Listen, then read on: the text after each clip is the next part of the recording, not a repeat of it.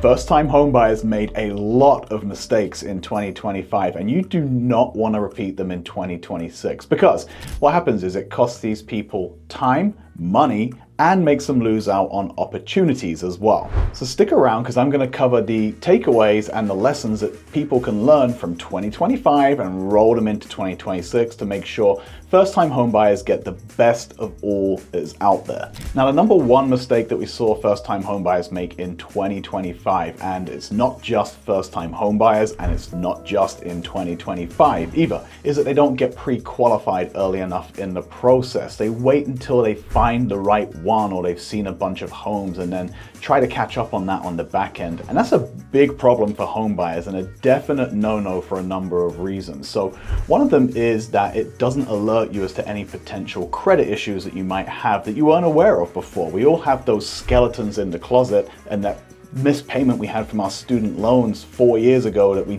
forgot about totally when we were doing it. And that can cause a huge number of problems when it comes to purchasing a property. It can really ding your credit score, and then you have to try and build that back up again. So first of all, it unveils a bunch of credit issues that may exist or any other hidden things that you wouldn't have known about. The second thing is that we see people go through these semi-pre-qualification processes online where they punch in their income and something spits out an amount that they might be able to qualify for. And so buyers start shopping in that budget, only to realize when it comes down to it that they didn't take into account their car payment or any other debt that they might have, or simply that they're not comfortable with the monthly payment that buying a home at that price entails. And so again, they've been looking in the wrong price point the whole time and wasted months and months and months of the process. And then the third and final thing that we see is they find a home that they love, they're ready to make an offer, and then they go ahead and try to get the pre-approval. And depending on who you're getting that from, it can take days sometimes to do it, and the home is gone in the meantime, or you've simply lost buying and negotiating power when it comes time to submit the offer.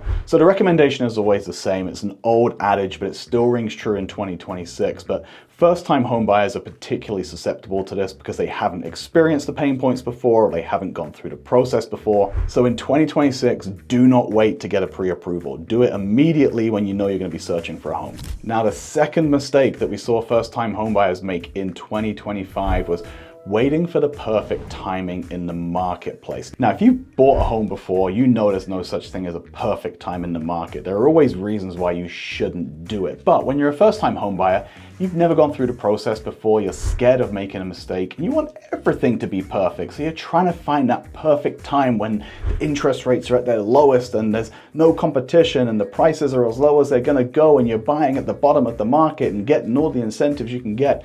And the truth is, it's very, very difficult, if not impossible, for all of those things to align. Waiting for perfect market conditions has caused many first-time home buyers to miss great opportunities and great deals. Now, what do I mean by that? First of all, we saw a first-time home buyer we were working with last year who was looking at one of the builders, and it was in a brand new community. The homes were in pre-sale pricing, meaning the first few homes they sold were going to be priced lower. They shopped and shopped and shopped and found a house that they loved, but it was right at the top of their budget.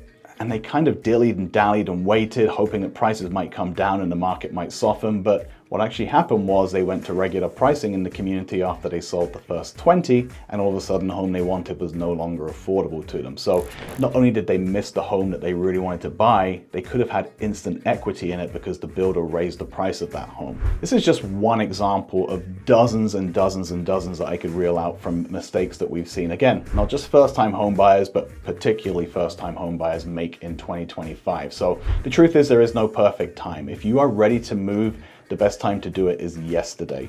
The next best time is today, and the next best time is tomorrow. If you're going to be in a property for the next 5, 10, 15 years, the chances are you're not going to look back when you sell it and even remember what you paid for it. Make sure you can buy a home that's within your means, of course, in an area that you want to buy it in, but don't sweat the minutia of the details and the market timing. This is also another great reason why you should use a real estate agent, because they can guide you through the process. So my team and I have been selling homes here for 20 years. My background was in accounting back in the UK. I'm a real estate market nerd.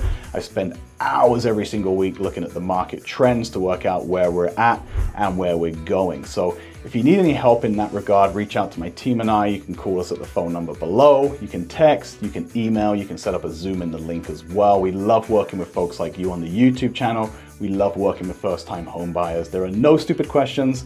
There's never a time that's too early to start doing your research. So we hope to hear from you when you're ready. Now, number 3 mistake that first-time home buyers make, again, this kind of carries on from mistake number 1, is they overestimate how much home they're able to buy. And this can be in a number of areas. First of all, they know they earn a certain amount and they think to themselves, well, that means I can buy a $450,000 house, only to realize that they have some debt that wasn't taken into account, where it's really only $350,000 left that they can buy, or they realize that, well, hold on a second, that payment's substantially more than I'm comfortable with. And the other thing that we see them do is they don't have a firm grasp on the market. So they see a home and they think, oh, that should be $350,000, but the prices have risen so much over the last 5 years that the truth is that home may be way out of their budget by now. There's a real gap between the expectation of what they're able to purchase for a certain number and the reality of the market at the moment. And of course, when they've got that dream home in their head and all of a sudden that's out of reach, they're comparing everything to that dream home. And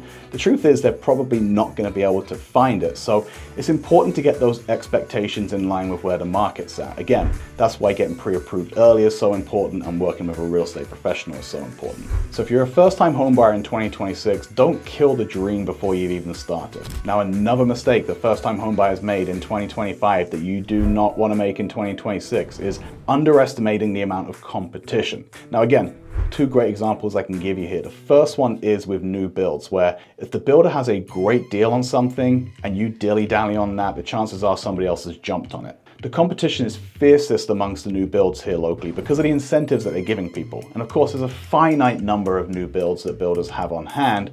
So if you need a quick move in, especially, the number of homes available is going to shrink down considerably. So we did have a buyer that we were working with who loved the home, wanted to sleep on it for a couple of days, really get granular with the numbers, come back and measure 5 times to make sure their couch fit in the property.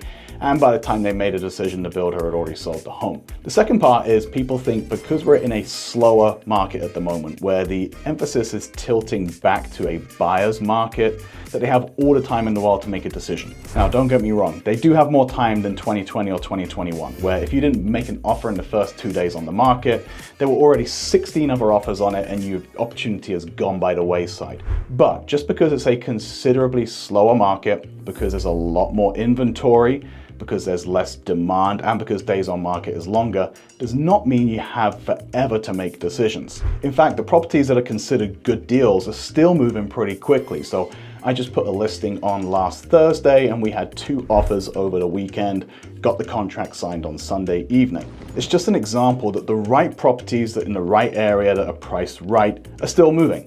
So yes, you do have more time in general than you had 4 or 5 years ago, but you don't have infinite amounts of time, especially on great deals in the marketplace. Now, number 5 for mistakes we see first-time home buyers make, and please, this is probably the biggest one that's going to cost you the most money if you make a mistake here, is they're waiving inspection periods. Now, this is why rush decisions can often cost people a lot of money, but one thing that people don't know is that even when you're buying new construction, you're still entitled to do a home inspection. In fact, sometimes with new builds, they're going to find more wrong with it than they are on a resale. So definitely do not skip over your inspections or waiving your protection. So whether that's doing a WDO or pest inspection for termites, whether that is doing a home inspection, whether that is doing your 4-point inspection for insurance purposes, or whether you're simply doing a septic inspection or something like that, make sure you check every box and take every step that's necessary to make sure you're not walking into a mistake that might cost you thousands